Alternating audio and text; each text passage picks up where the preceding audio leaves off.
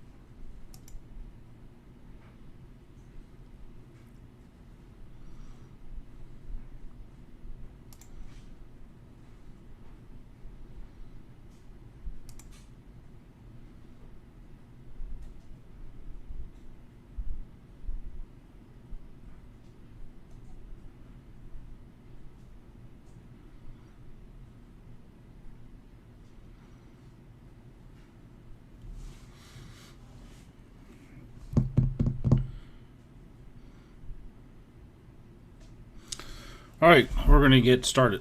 I got 5 minutes after 7. Got some people logging into YouTube. Plus, there's still people coming in on Zoom, so we'll get them joining us as soon as they let us know they're there. If everybody will follow along on the Pledge of Allegiance. Pledge allegiance to the flag of the United States of America, to which it stands, one nation, under God, indivisible. I think I just messed that one up. Oh my gosh. Let's have a take 2 on that one. That is funny. Give me 1 second here. Let's change screens here.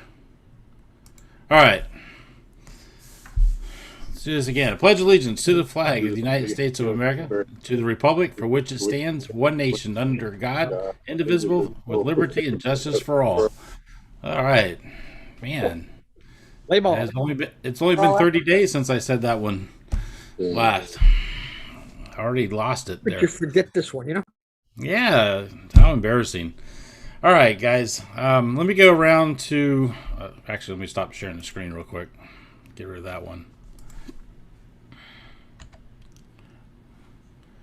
All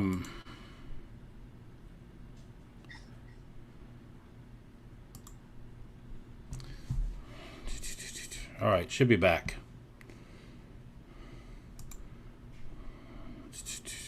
Change some screenshots here. All right, I can see everybody. Let me go around to the board. I just want to introduce everybody that's here. I don't see all of our board members yet, but some are still probably popping in. For those of you guys who are new or watching on YouTube, my name is John Knott. I'm N4 JTK, and I'm the club president. With us, Michael, are you here? I think you're here somewhere. There you are. Michael is the vice president and Hamcation general chairman. His call sign is W4MCA. And Bob Nacero, W4KBW, he's the club secretary. Anna, I think there's Anna. Anna is KM4JVE, and she is the club treasurer. Dean, there's Dean. Dean is KG4TWJ. He is the one of the club directors. James Dool, N0XIA. James is also one of our directors. Tony Darnell. Tony, I know you're in here. There you are. Tony's in there. Tony is one of our directors also, is KK4VRP. Bob Cumming. There's Bob in the top center for me. Bob is W2BZY. Bob is also one of our directors, and he's also a past president. Frank Gerkitz. Frank's in Frank's iPhone there. Frank is KC9GNQ, and he's also one of our directors. And everybody also is usually on the Hamcation committee also. So we welcome everybody. Do we have any guests here tonight? Anybody that's not a member of the club, or even on the YouTube side, if you want to just sit there and post in the chat, Michael can sit there and let us know who we have maybe as a guest.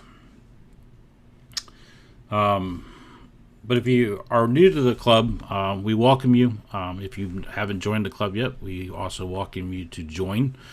And we have some exciting news that we're going to go over here shortly. So please stay tuned for that. Got so many things on the screens right now. I'm sorry. One of the things I just want to mention, and I know we mentioned this last month, but it is coming up really soon, is there is a tailgate coming up for everybody to attend if they wish. It's the K4 KDI Summer Tailgate.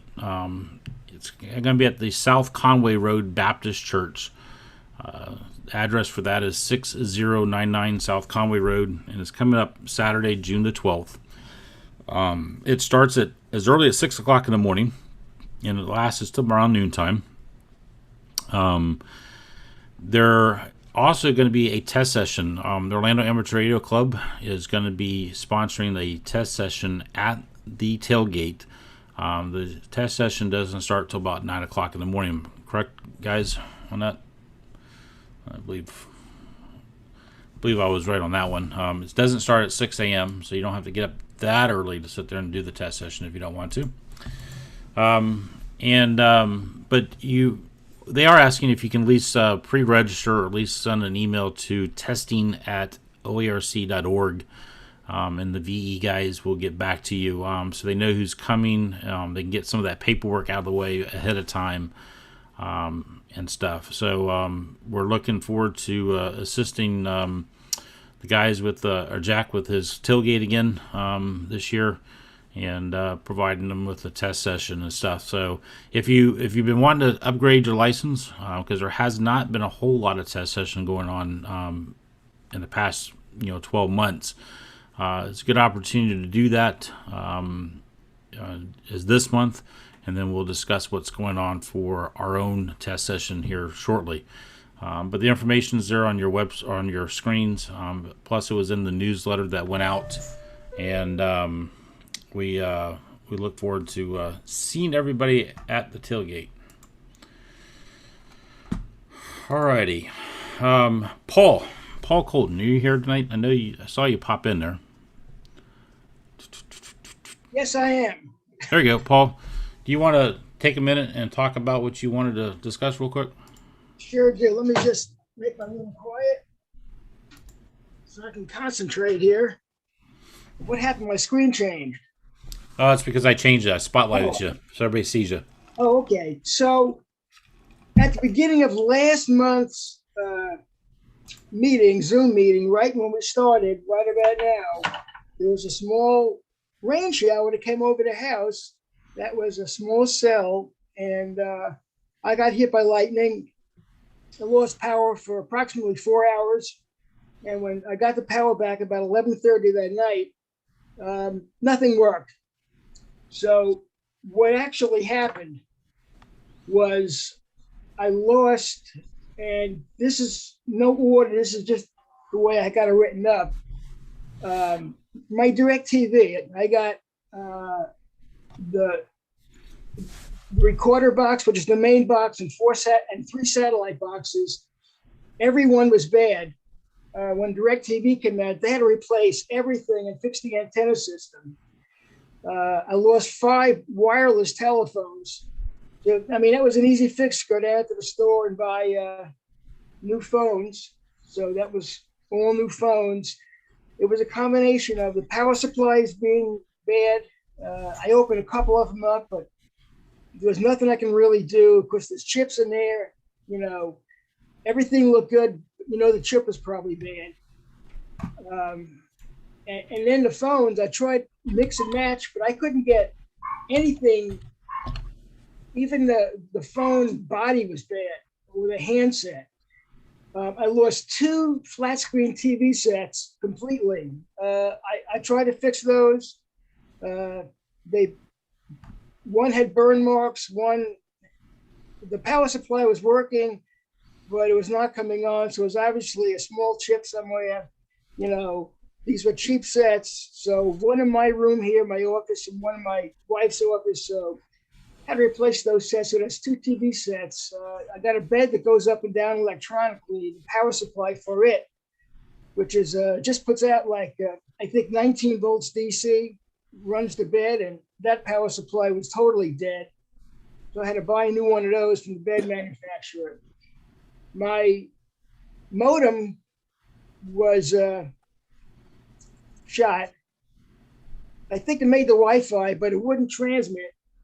And I also had a Spectrum modem router that I was able to still have Wi-Fi because I was using their Wi-Fi signal. So, but all the Ethernet ports were dead. So I limped along for a while until I went down to the Spectrum store and got a new modem and bought myself a new router and put it all together. You know, this obviously didn't happen the first or second day. This was over the course of a couple of weeks. It took me a while to ascertain what was really bad. My ham radio power supply, which is an Astrom, I got 2 of the 35 volt power supplies. I got one for my my ICOM 746, and that one, when I turned it on, it pegged at 40 amps. So that was the only thing that got hit that I was actually able to fix. The 723 chip voltage comparator chip went bad. I got a supply of chips. I put a chip in. It's fixed. It was crowbarring and causing the voltage to crowbar, and then the current goes up. So I fixed that with a chip. That was the only thing I was able to fix. And then my Lorex camera security system, the cameras, 8 cameras were okay, but the recorder was bad, totally shot. So I had to buy I bought the exact same model number, plugged it in, and I'm up and running, back on the internet with it. And I'm still tweaking it, but it's back up and running 100%.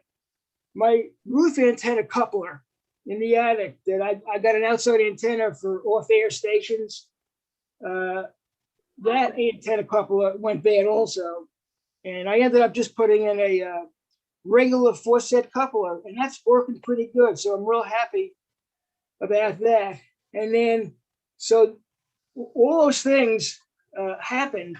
And then the really kind of bad news, which I just found out last night during the buy and sell session, that my 746, I checked it out with my other power supply. It looked like it was all working, but I was wrong. It receives and it puts out a little bit of power, but it's not working right. It doesn't transmit. It probably puts out a half a watt. So during the buy and sell last night, I found this out. So I ended up coming back onto the buy and sell with my 2-meter 440 portable unit. Got that running, and that's what I used last night. When I was sitting here, there was a small arc or explosion right behind my computer where my radio is. And I felt it. I mean, I got a jolt. I mean, I've been working in electronics my entire life, 60 years. I've been shocked by everything in the world. And I felt a zip. I mean, I couldn't believe it. And I was just at the desk here, but there was an arc off one of the connectors on on one of my 3 and 10 Hammond radio antennas that were on the roof. So it arced to something. So it looks like the next thing I'm working on is my 746. I'll take a shot at it. I'll see if it's something that I can fix. Otherwise, it's going out to Icon, I guess. And so this has been a costly episode for me, but the house is up and running, but it was quite a last month. The last month of effort, it was, the last week or two, everything is basically up and running, but the first couple of weeks was quite a mess. And that's pretty much what happened.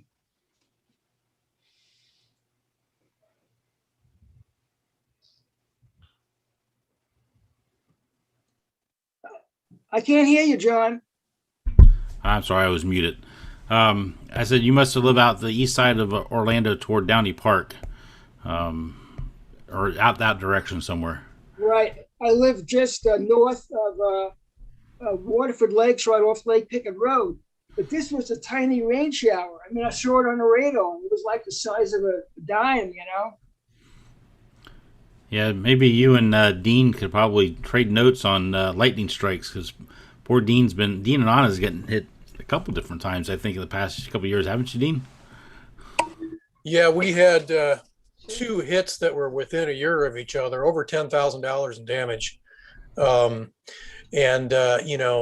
When people heard that, the first thing they said was, well, that's what you get for having a tower. And the reality is the tower's never been hit, not in the 15 or 16 years I've had it. The first hit came in on the Spectrum cable, hit a pedestal down the street, took out the pedestal near my house, and then got into my house, and it found the best ground in the neighborhood, my tower. That is the one problem with having a tower. I got the best ground in the neighborhood. And even the guys from Spectrum were complaining as they were fixing the pedestals up and down the road about the grounding in the easement that Duke Energy is responsible for. I was trying to give them a hard time, and they made it real clear to me that it's Duke Energy's problem. Then the very next strike we got was actually on the power lines itself, and came in and just did a whole bunch of damage too. But yes, my tower's never been hit. However, I've had many radios that were taken out because of the other systems that were hit in my house. Welcome to Florida, guys. Maybe Tony, one thing we have to try to schedule is a good grounding presentation again. Maybe even see about Tim doing that one in the future. So, all right. I had thought that lightning actually hit the house, but I really don't know what happened because it obviously blew the fuse on the pole down the block on the transformer, which only affects my house and the guy next to me. So we lost our power, and I guess it came in along those power lines, but maybe there was 2 strikes because I got an arc off the shield to my I think the chassis of the 746. So hey, anybody's guess. Lightning has no rules. Consider yourself a little bit lucky, because most of the time you hear about lightning strikes, either you hear about lightning hitting houses, and sometimes they don't know about it for hours later because it sits there and smolders in the attic, and before you ever get any sign that there's been a hit, other than the initial flash bang, and then other ones know almost right away. So consider yourself lucky, and just watch those things when lightning comes around. All right, let me move forward here. Michael, you want to talk about Hamcation 2022? And then after that, I got one thing I need to mention. I forgot to mention at the beginning of the meeting.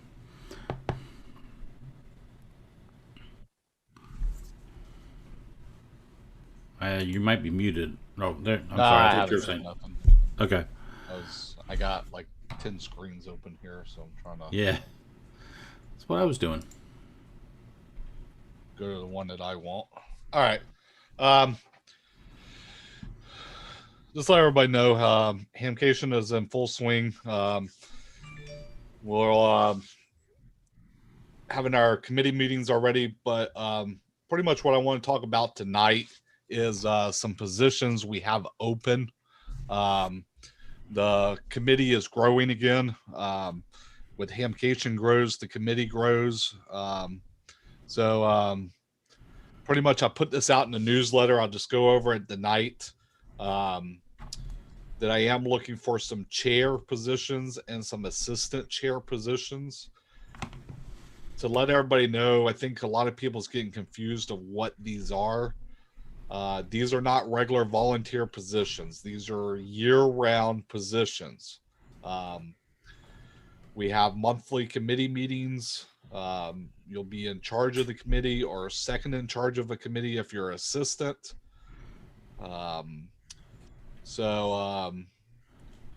To let everybody know, all the assistants, you will assist the chair with their duties. You must be able to assume the role of chair in the event of his or her absence.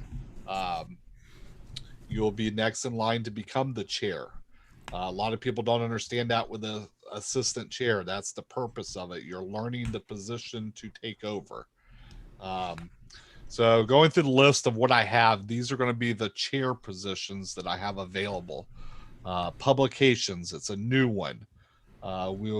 Person will need to create Hamcation on-site flyers and programs and any other publication needs. So this person needs to know how to use, let's say, Publisher or different type of programs to create programs and flyers.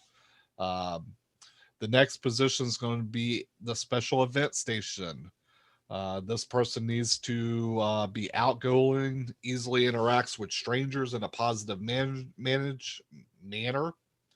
can talk up ham radio, has a solid working knowledge of late model HF base stations, their functions, and how to operate them to make contacts. You will also be in charge of setting up the special event station at Hamcation. Then I'm going to need a talk-in chair.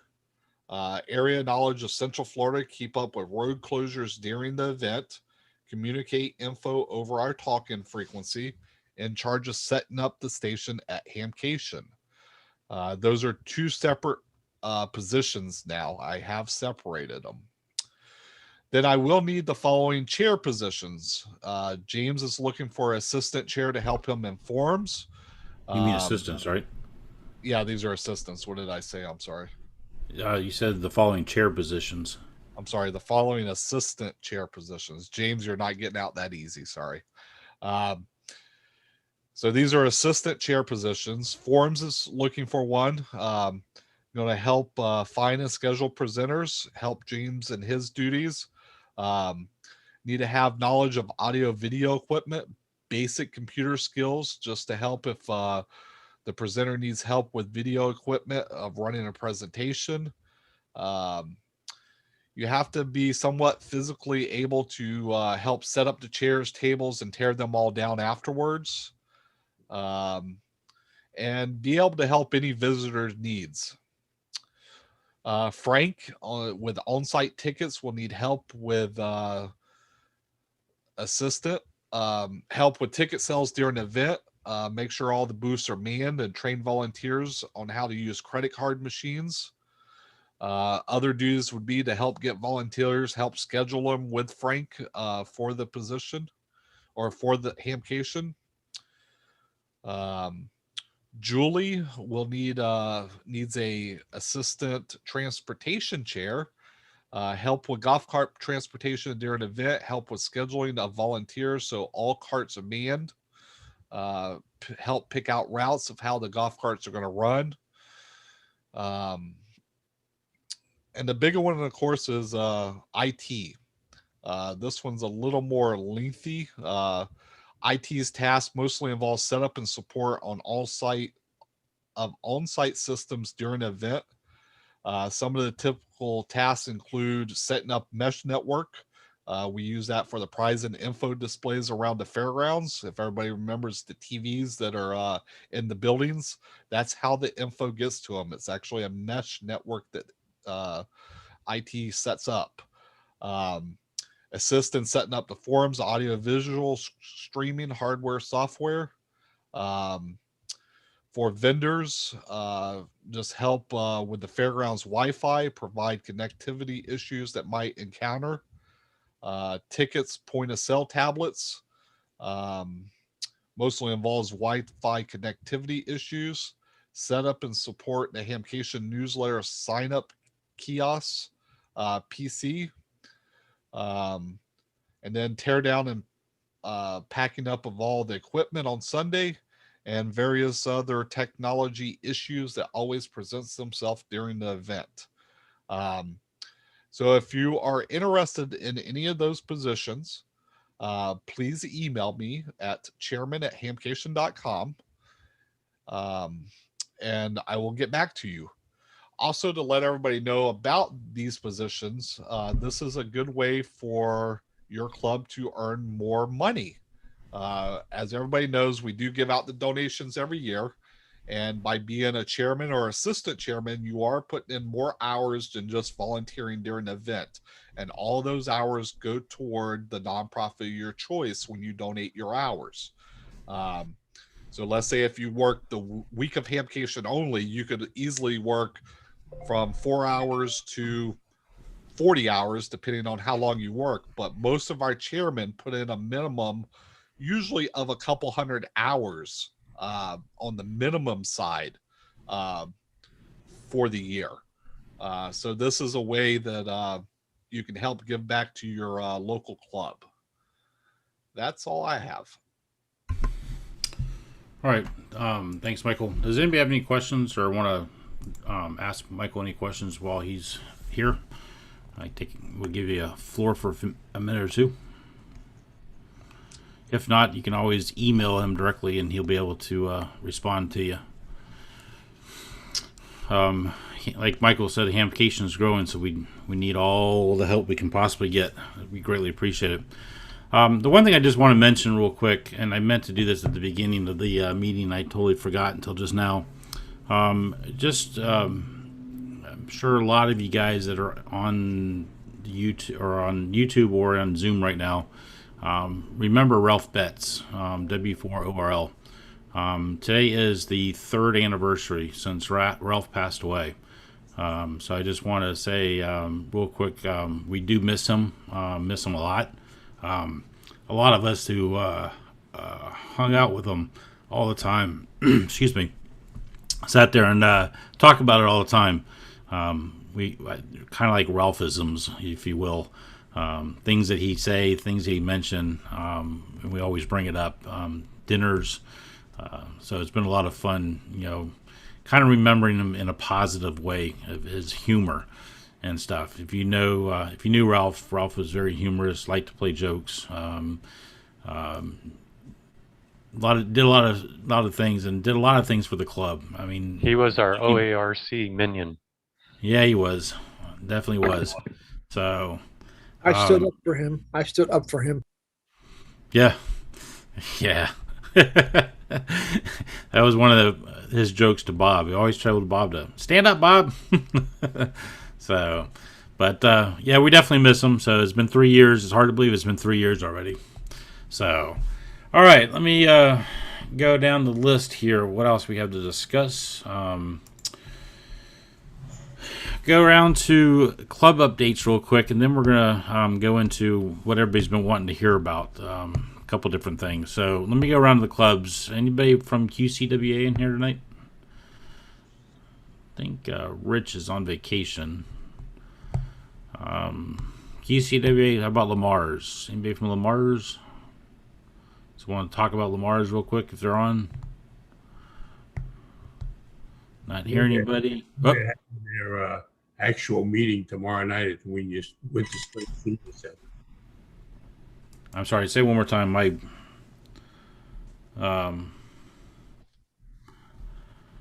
some reason I just got weird text message. All right. What did you say again, Bob?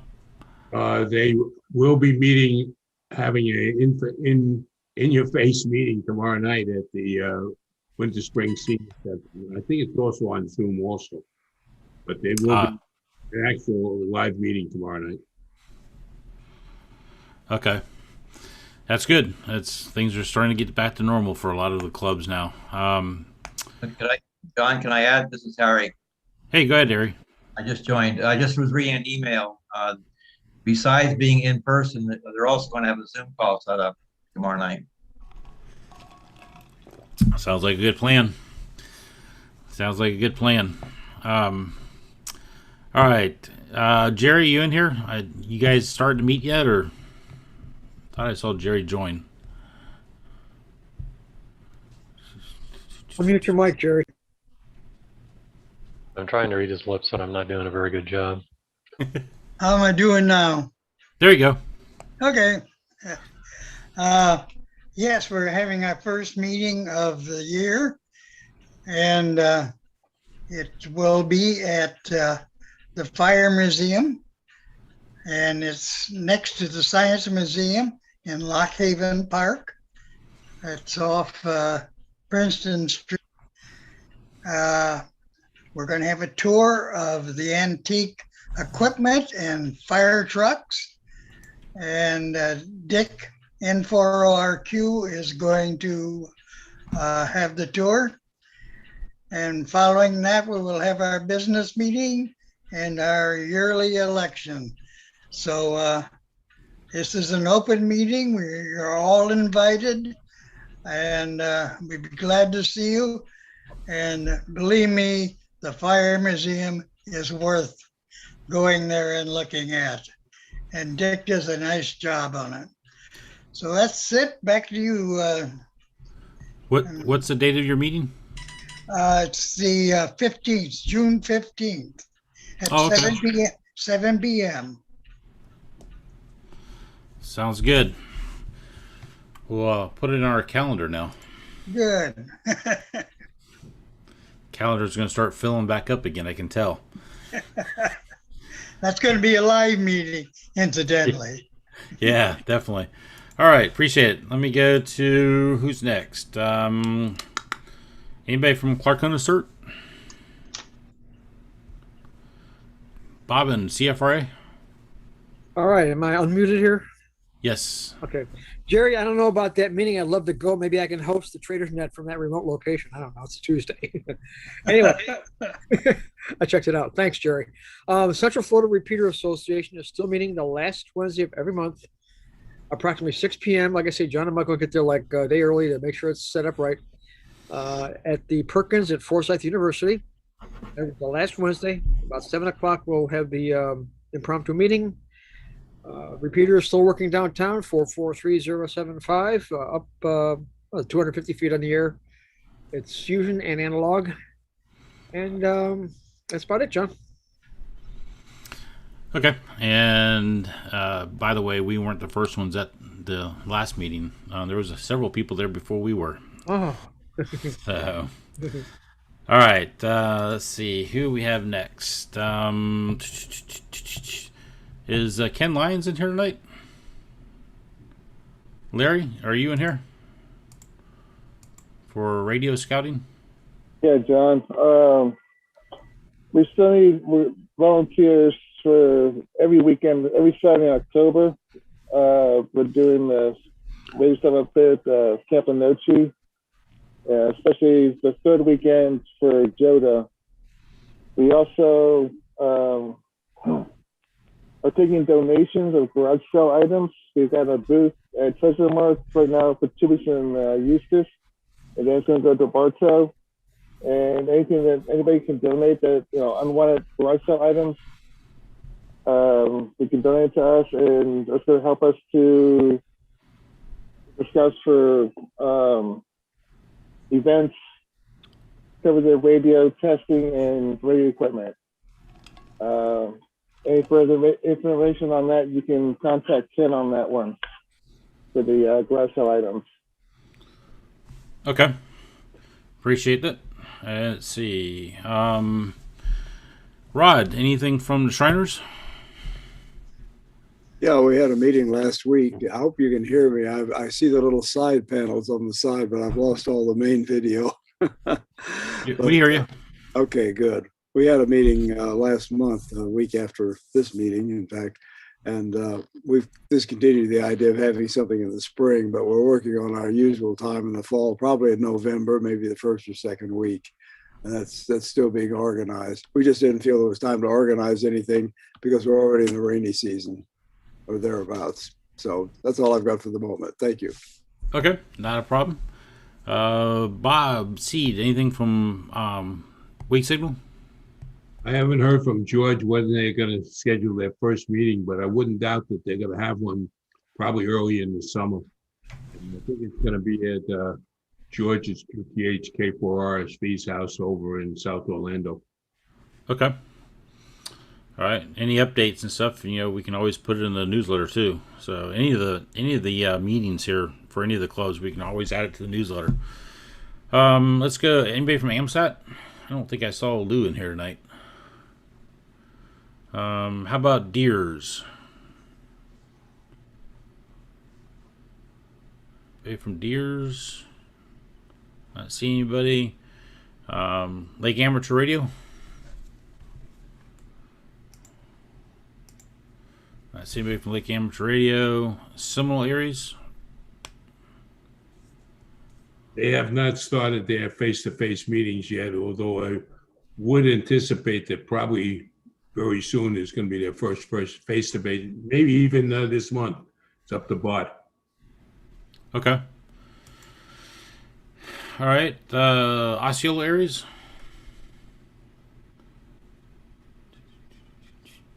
And I'll real quick mention about Orange County Aries. We haven't got the official word yet. Reference coming back face-to-face meetings yet. So our June meeting, which will be June the 14th, will still be Zoom unless something changes drastically between now and June 14th. But we are anticipating something really, really soon with the everything opening up and stuff. I think they're just waiting for their the 14-day rolling average thing to stay under 5% for, I guess, a total of 14 days. They're talking about going to phase 3 here by as early as Friday. So hopefully things will be drastically changing. We'll be getting back to meeting in person at the Orange County Emergency Operations Center. But our next meeting is scheduled for June 14th. And as soon as I know whether it will be definitely virtual or in person, I will make sure everybody knows. So with that, let me just go around to the board real quick. Michael, did you have anything else?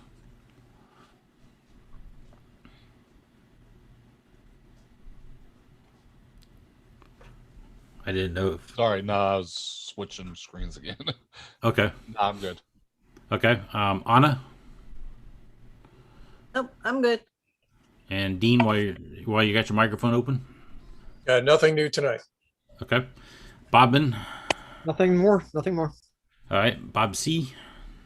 We will resume testing at Beardall next month. Yep. Oh, going over that here in a minute. I did send the updates to the ARL. I'm Good. going them to the publisher. I did send them a reminder today about putting them, make sure that they got the update. So we will be doing testing. Excellent. Tony? Nothing new, John. Thanks. Okay. James Dool? You got something. I know you got something.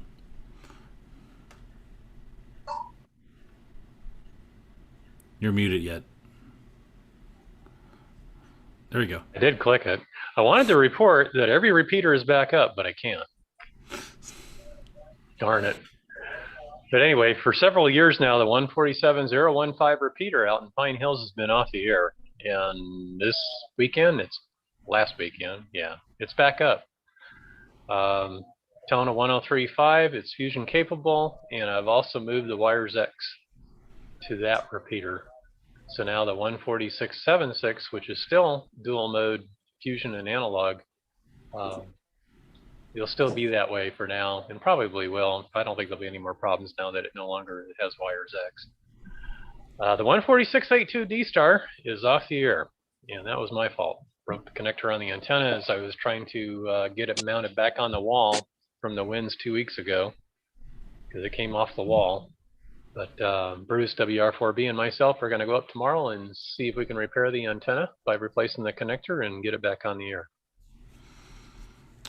I don't think there's anything else. Did I miss anything? I don't. Well, okay, for Aries, 4427 is also back on the air. Pine Hills.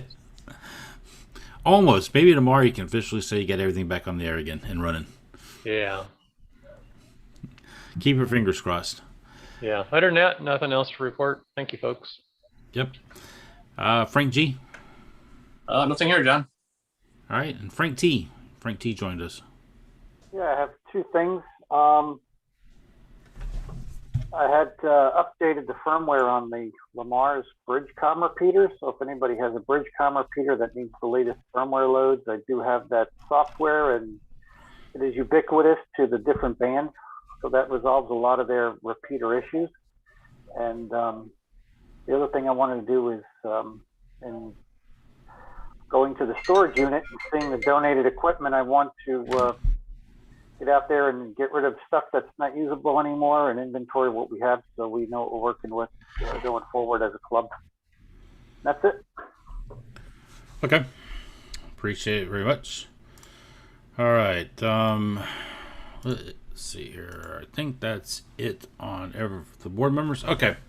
Just want to remind everybody, as I usually do every month, and it's kind of important because it seems like every month we always seem to run into an issue with people with changing email addresses and not letting us know. So if you have changed an email address or now using something new that you haven't used before that the club knows about, then please make sure that you update that information with Rick. It's easily done. All you have to do is, one, do an update on the website and send it to him, or two, send them an email at membership@oerc.org, and Rick will get it and make sure it's not only updated in our database, but also on our email reflector. So that way everybody will continue receiving emails that come out. We had several different people this month, actually quite a few different people email us after we sent the newsletter out. A couple of people emailed within minutes after I sent the email out in reference to the newsletter and the meeting announcement, asking when we were going to go back to in-person meetings. The information was actually in the newsletter with the emphasis that we were going to discuss it more tonight. So if you have not heard, officially beginning July the 7th, the Orlando Amateur Radio Club will go back to in-person meetings at Beardall Senior Center. It has been a long 15 months, I think it is at this point. Zoom has done us well as far as keeping us connected as a club. YouTube has probably even helped us even more so that people can go back and watch the meeting afterwards if they weren't able to attend it live. And because of that, we're going to try to continue to do that, even though we're in person. So if for some reason, maybe you're not feeling comfortable about coming to Beardall yet, beginning July the 7th, you'll still be able to connect via Zoom or watch it later on YouTube, or watch it live on YouTube, whatever way you want to do it. We're going to attempt to do that. Now, understand, it's been 15 months since we've last done any live broadcasts from Beardall. Things have changed. We might have some technical difficulties for the first month. We will try to get over them very quickly, so that way maybe if August we should be back and doing everything correctly without any interference or any technical difficulties. But there are going to be some restrictions that we have to abide by to go back to Beardall for the meantime. And again, because everything is changing, in fact, when we wrote up our plan and presented it to Beardall last month, it was when the CDC came out that same day and announced that if you've been vaccinated, you don't have to wear a mask if you don't want to indoors anymore. But that wasn't what the rules were kind of about, to submit a plan to Beardall at the time. So we kind of had to do some finagling, and I think because the things were rapidly changing, the city of Orlando realized that, and were able to go ahead and approve our plan. So let me share a screen.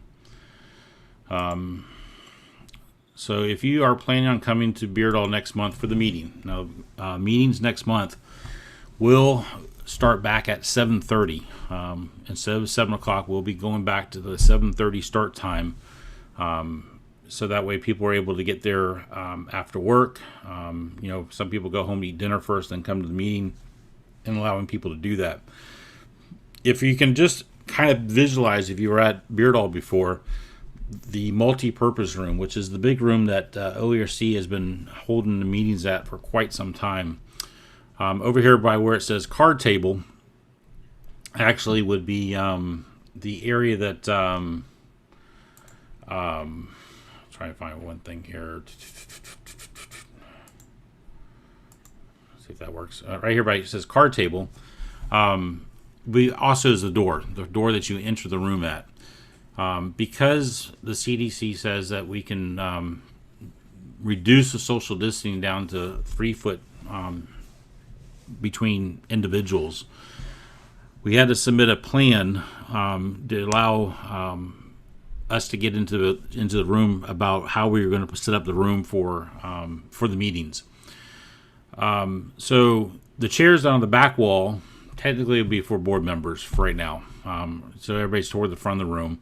There will be 2 8-foot tables at the front for board members, or for anybody that wants it, board members that want to sit by the table. I'm not sure there will be enough room for everybody, obviously, because there's only 16 feet across and there's 10 board members. But we're trying to get more room in there to allow members to attend. So each X represents a chair, okay, where somebody would sit at.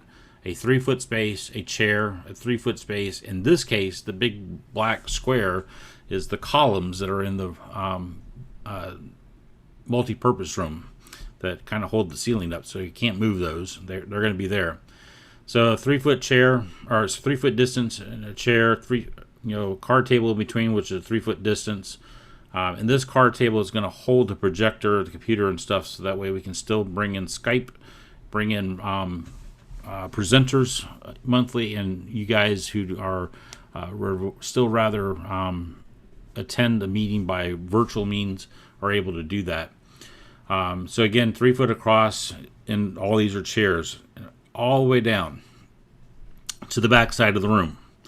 If you'll notice, a lot of the tables that we used to put like toward the back of the room are no longer there, except for one. We're going to go down to a 6-foot table, and this is where Rick will be set up for membership people to join the club or membership renewals down here. All these will be just chairs, and what we have to do because of what is required at this point is leave the chairs where they're at. Unless you are attending the meeting with somebody within your household. I think it's referred to as a unit of one. You can move the chair closer to the person that you obviously live with in the same household. But if you don't, we have to leave the 3-foot spacing in place to keep everybody 3 foot apart and stuff. If you also notice, there's no refreshment tables on this one side.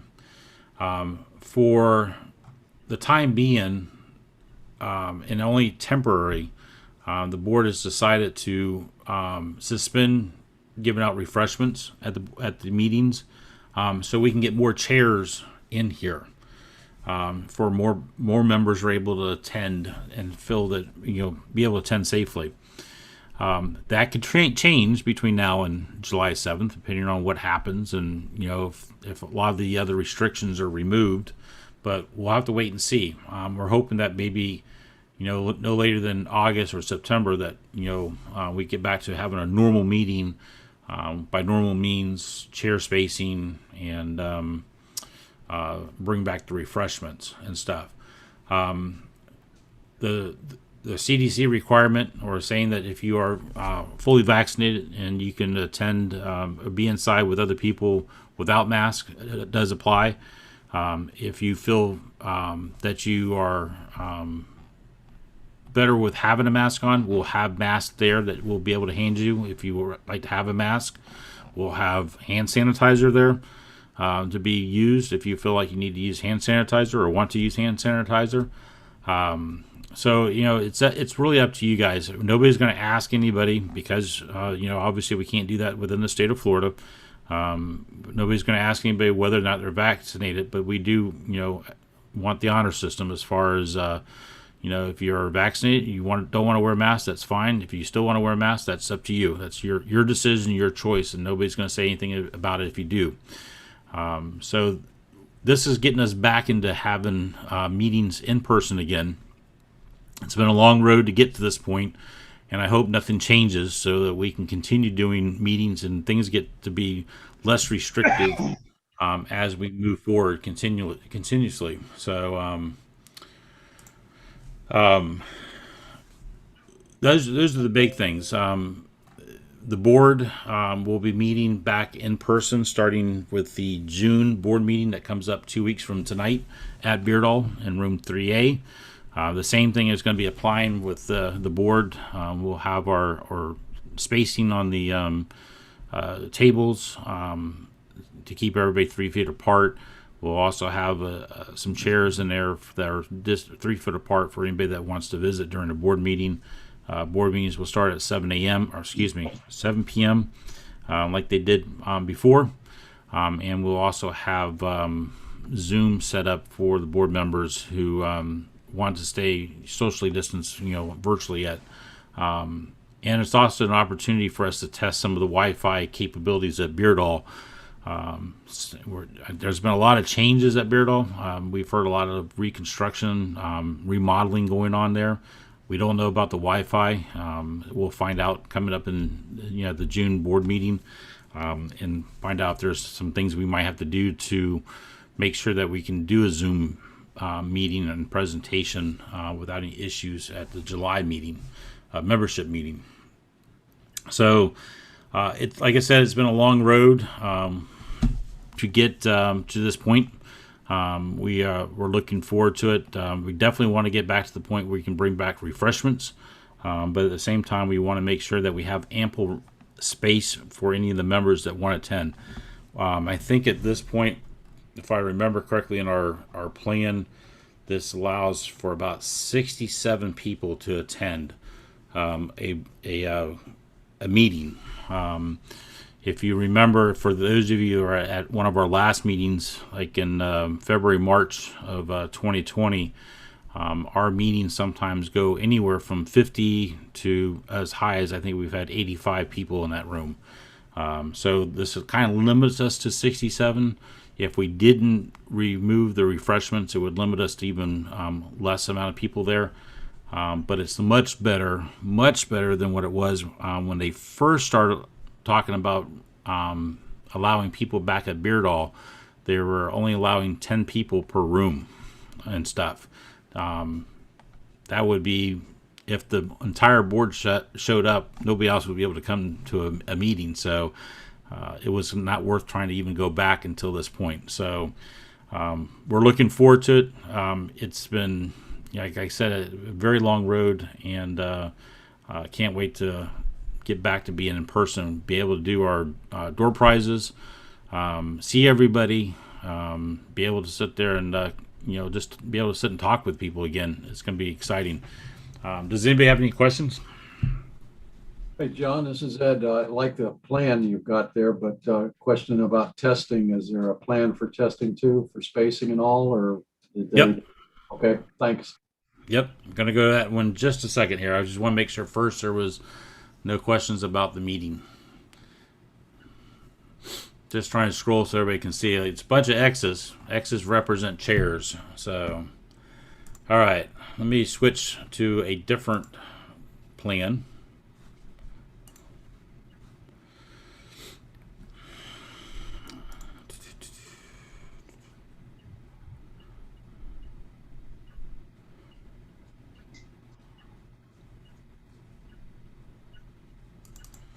All right, since this comes up.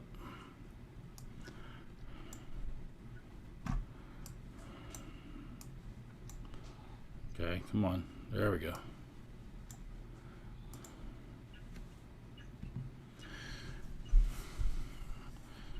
Yeah, in order to order for us to be able to do this, we had to sit there and come up with plans for every time we use a room at Beardall for whatever event. So that was the meeting one we talked about just now, the normal membership meetings. This is for the what's called the West Lounge, which is the kitchen area that's off to the side of the meeting room that we use for the test session. Basically, this would be the parking lot up here. Let me just change something. Hold on.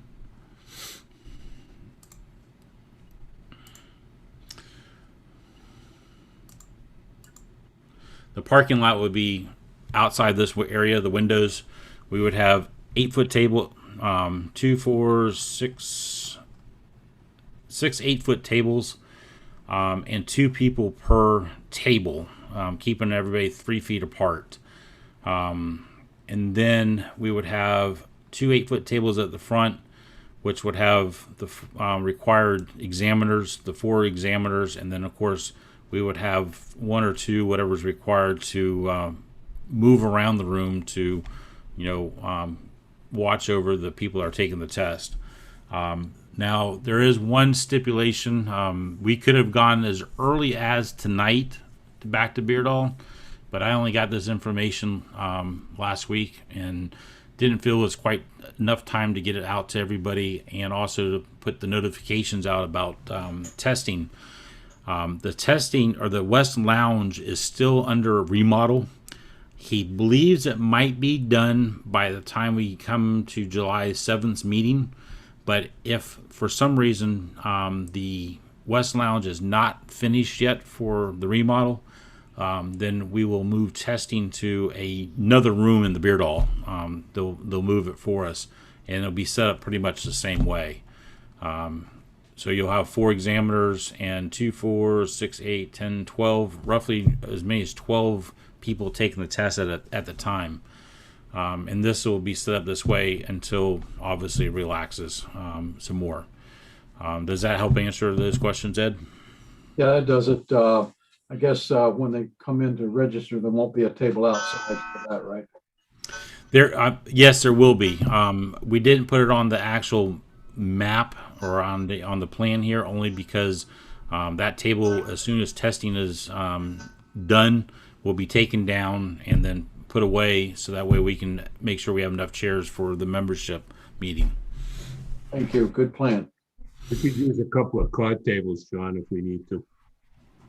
What's that? I'm sorry. We could use a couple of card tables for registration if we need to. Well, I figure we can get an 8-foot table there and 2 chairs. It's usually Aaron and, obviously Al is no longer with us, but Al was usually there with Aaron at times and stuff. So we'll be a second person out there with Aaron. So there should be enough room there. Plus, we'll be able to make sure everybody has distance waiting for the test to start. So, and the registration open up. And then the door to enter is right here. So, again, a lot of this stuff is, I'm hoping, very temporary, as far as, things can keep progressing to where we get back to more of a non-restricted meetings and stuff. And then once that does, we'll go back to the way things used to be. We'll set it up back the way it was. We'll have masks and hand sanitizer available for the test session also. So any questions on test sessions? Hey, John, one other thing, we're probably I did put on the registration that I sent to the league that we will request pre-registration, because obviously we couldn't do more than 12 people at a time. So we're going to probably restrict it to 12 people if we need to. That's understandable. Yeah, that's fine. And it's going to be a little different. I'm hoping that things keep moving forward and we don't take any steps back. So that way we can get back to even more of what we're used to being normal. So, but that's pretty much it on those type of things. I mean, obviously the board meeting will have the board meeting and stuff, but and Michael, did you want to go over the Hamcation committee, or you want to just do that with the committee? I'll do it with the committee. Okay.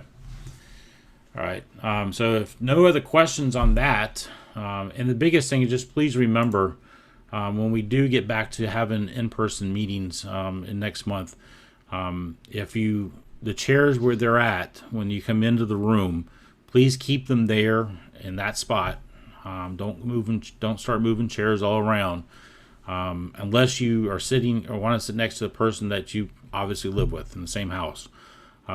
We got to do that to make sure that we are following the guidelines required with the CDC and the city of Orlando, and that way we can continue meeting there and not being kicked out or removed and stuff. We want to keep moving forward, so you're gonna need your help on that. So with that, we're gonna go to the next part where everybody's been wanting to talk about or find out information. Field day. Field day is going to happen. Field day will happen at the Central Florida Fairgrounds. Field day weekend is June the 26th and 27th, which is Saturday and Sunday. OERC again will be holding field day at the Central Florida Fairgrounds in the social hall. For those of you guys who might have only attended during Hamcation uses the social hall now as a volunteer lounge. It's the green building down toward the east side of the fairgrounds. We'll have it there. We're going to do a setup on June the 25th, which is Friday. I don't know what time we're going to start yet. Once it gets a little closer to the time for field day, we'll get emails out to those guys, to everybody that's interested in helping with setup. But I just you have to plan for weather and different other complications in Florida. So I'm thinking we'll probably start around 9 or 10 in the morning, but we'll lock that down within next week or two and get that information out to everybody. We're going to host 3 stations and only 3 stations this year. The antennas that we do plan on using is going to be an end-fed dipole, Carolina Wyndham, Mini Mosley, a G5RV, and a TN07 antenna that I think James has it. We're going to test out for James. Again, 3 stations. We're going to have multiple antennas there to be able to switch things around if need be. Those 3 stations include 1 dedicated CW station, 1 dedicated phone station, and a multi-use station for digital, the GOTA station, and a voice. If we have people there that are the general public that shows up that wants to get on the air, we'll turn that 3rd station into a GOTA station for that purpose. Other than that, it could be a voice or digital, whatever somebody might want to run at the time. Voices might be popular more so than digital. It all depends. So what we've done is created a sign-up link, which I'm going to post in the chat rooms right now. Plus, I'll send it out an email out to all the membership as soon as the meeting is over. And if you go to that, website, which is actually just a Google form, and fill it out, we'll sit there and get the information that we need and start planning this a little further. The biggest thing I want to just let everybody know, it's going to be kind of a simple setup. It's going to be a simple menu, pretty much hamburgers, hot dogs for lunch, maybe a pasta or pizza or something for dinner. There's not going to be a whole lot put into it. We're going to have lots of bottled water. We still have some bottled water left over that we need to get used up from the special edition Hamcation this year. And they'll obviously have coffee, some few snacks, and then probably some very minimal amount of soda. Only reason is because soda seems to go out of date very quickly, and our next bigger event that we're going to have is going to be Hamcation, and generally the soda will be out of date by that time. So we're not going to stock up too much on soda, but we'll have lots of bottled water, cold bottled water for everybody to drink. So and make sure everybody stays hydrated. Michael or James, you want to chime in real quick, kind of how we plan on setting up the antennas? Kind of, I think what we did for the special edition. might be what you're thinking.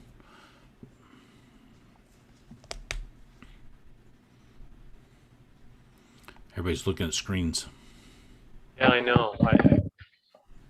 Boy, unless you're there, it's really hard to say. I suppose that we'll put the beam just like we did the last field day. That's what I was thinking. Well, they're going to bring the tower out for us to be able to hook up there by the social hall. And I think we'll be able to string the Wyndham north of the social hall. I think we can do that. The TN07, I haven't really figured that one out yet. I'm not too worried about that one. So that's, I think the G5 RV will be the same story with the Wyndham. We'll get it figured out somewhere out in that field north of the social hall. The biggest thing to remember to you guys is we definitely will need some help for setup and tear down. That's important. Tear down will start on Sunday morning at some point. Usually what we always do is when bands start to shut down and we don't need a station up, we tear down at that station and get it packed up and then try to get everything done before any thunderstorms happen. Definitely don't want to be trying to take down antennas during a lightning storm or a thunderstorm. And definitely don't want to put things away in storage when it's wet. So try to make sure everything goes into storage dry. My prediction is we'll have very little rain and thunderstorms until field day. You're probably right. The other thing is we definitely need people there to operate. Emphasis on operating this year is important. For the past couple of field days we've done, we've had people help set up. We've had people help tear down. But not a lot of people stick around to help operate. And we've had a bunch of stations set up and nobody to operate them on. So it's kind of important. That's one reason why we're reducing down to three stations only this year.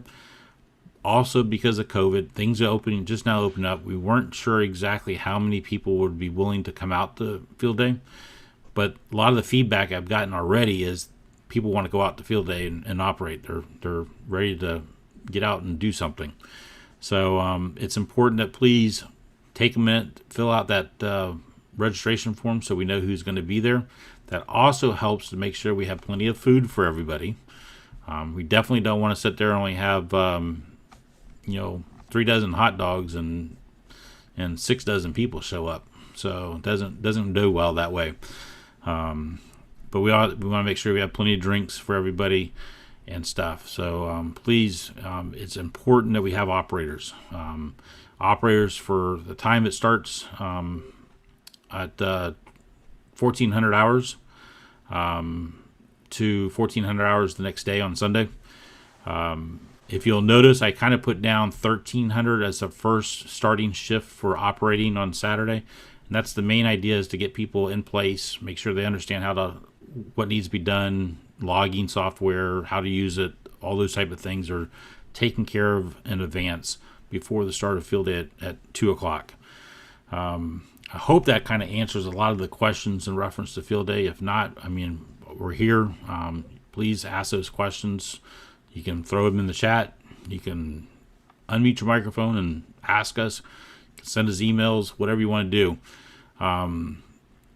Easy way to get in touch with myself, Michael, or James is you can send an email to fieldday@oarc.org, and the 3 of us will receive that email, and one of us will definitely answer your question as soon as possible, if not right away. We're trying to help everybody get back to normal and have some fun again, and be amateur radio operators. It's been a long year. Any questions?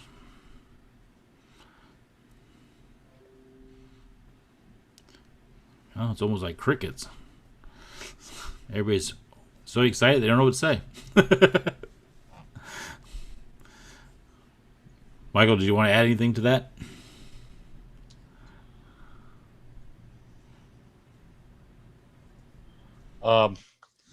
The biggest thing is just the operators. If you want to come out and operate for the new members, you can come out and operate. You don't have to be a general or a extra. Technicians can operate under the club call for that weekend.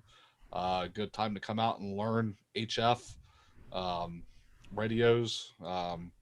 So we won't throw you into it. You can be a logger first, listen, learn how it's done, and then take over for a little bit. For us, it's not really a contest. We're not really doing it for all the points and all like some clubs do. We do it just to have fun, get together, and enjoy the radio. We do know that there's going to be one other event going on at the fairgrounds that weekend. It's at this point, and it's out at the new pavilion. It's a private function that's going on out there for the weekend. But there's no concerts going on, no big festivals that we were aware of, or unless something was suddenly planned that we haven't been aware of yet or made aware of. So we have kind of some run of the fairground, if you will.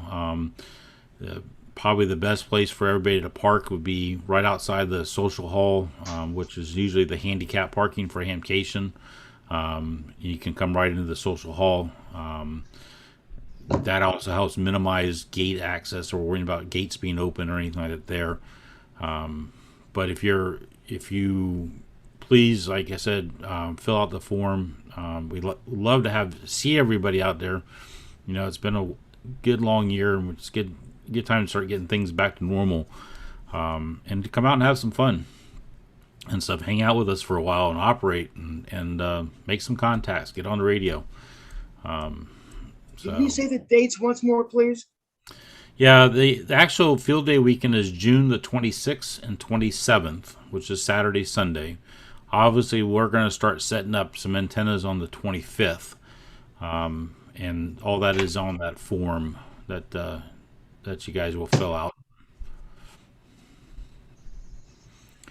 I mean, we don't mind anybody coming out to just popping in and helping out, but it's nice to know that we have some people to cover the time slots that are on there to help operate. So if you have 3 stations, you're going to need 3 people per hour at least, a minimum, preferably 6 people per hour, 1 to log, 1 to operate and stuff. So, or 1 per time slot, I should say. And then hopefully maybe June of next year for field day, everything's just totally back to normal and not have to worry about this COVID situation. Again, we're going to have masks available, hand sanitizer, that type of stuff at field day. So,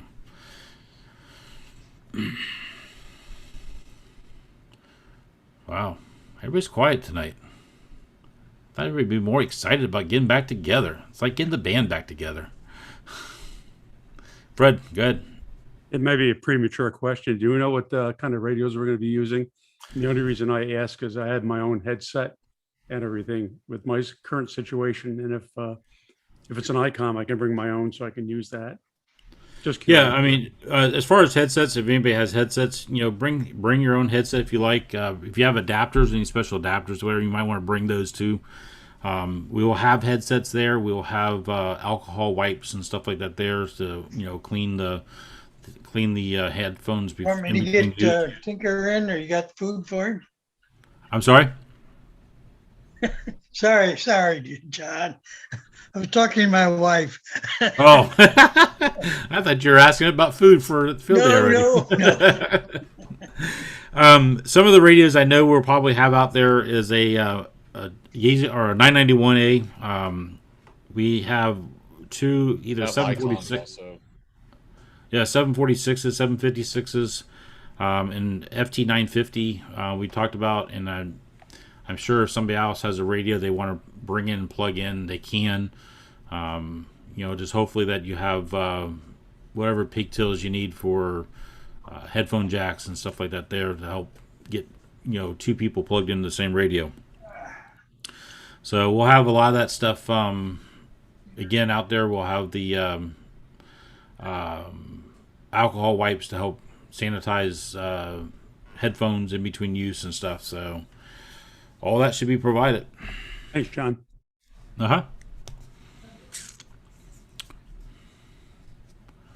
Any other questions?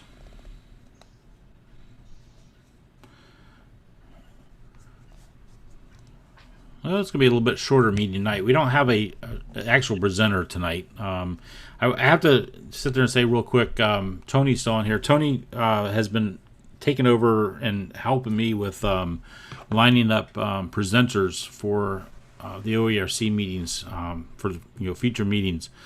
And we've done he's actually done a really good job. We've gotten pretty much everything lined up for the rest of the year, starting in next month in July.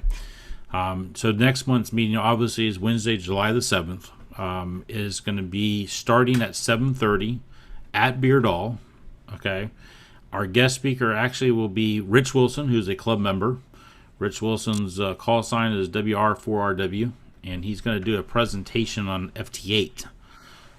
Rich has gotten pretty familiar with FT8, operates FT8 often, and he's going to do a presentation on that at the July meeting. Give me 1 second. I can actually tell you some of the other things that we got going on.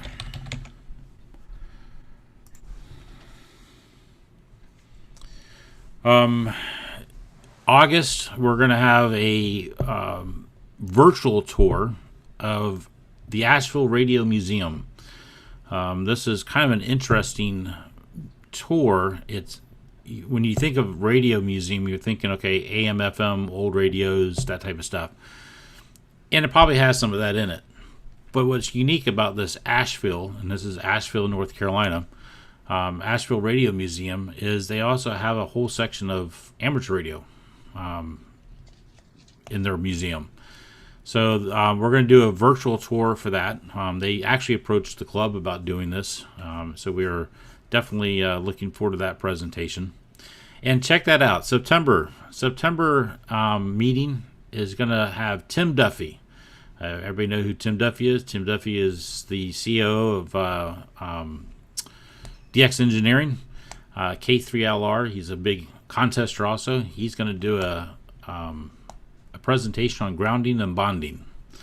So if you want to know more about grounding and bonding, September will be your meeting for that one. October we've lined up Ken Lyons. Ken Lyons is very big in the Scouts. He's also a club member, and he'll be doing a presentation on Jamboree on the Air, which is later that month, and he's going to be looking for a lot of help for Jamboree on the Air.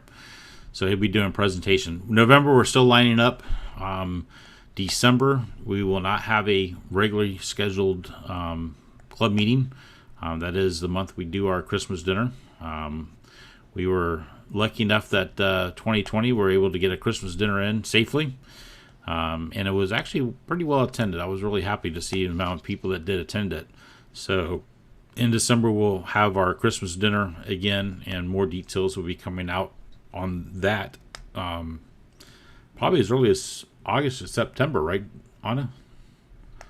Yeah, it's usually about the time we start talking about it and stuff with all the details on it. And that gets us through the rest of this year. So, we have things lined up for presenters. We'll have somebody lined up for November. Might even be Dr. Bob Heil coming back and doing another presentation on something different that he hasn't talked about with us. He was a pretty big hit this last time, so he's a good presenter.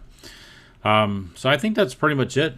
I mean, does anybody have questions? We'll be more than happy to entertain any questions, answer them, try to, settle any questions you have in your mind about any of the thing that's coming up with OERC. The biggest news, again, guys, is getting back to normal, or somewhat back to normal, getting the in-person meetings started again, and just keep it safe. We want to see everybody back together again. Hey, John, testing? Good. We will have testing in December at the usual Wednesday night meeting, even though we don't have a meeting that Wednesday. I make sure I got to make sure I let Beardall know about that one. I think I did, but I have to go back on my email and make sure I did them know about that. Okay. The other thing is I will need VEs for the 12th at the KDR tailgate. Okay. That are on here that want to come down to that one.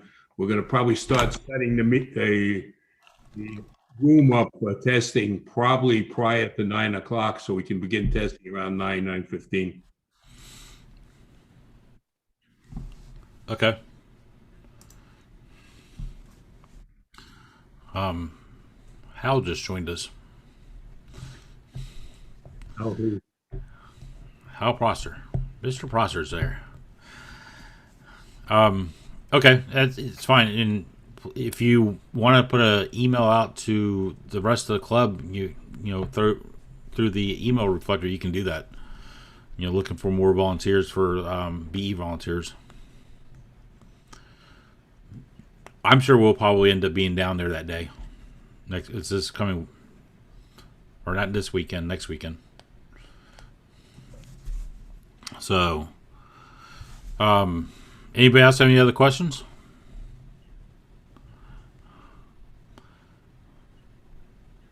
I'm trying to look in. Paul has questions. Oh, Paul was mentioning on the YouTube chat that he been using Jerry's 7300. Now he has his own 7300 at the field days.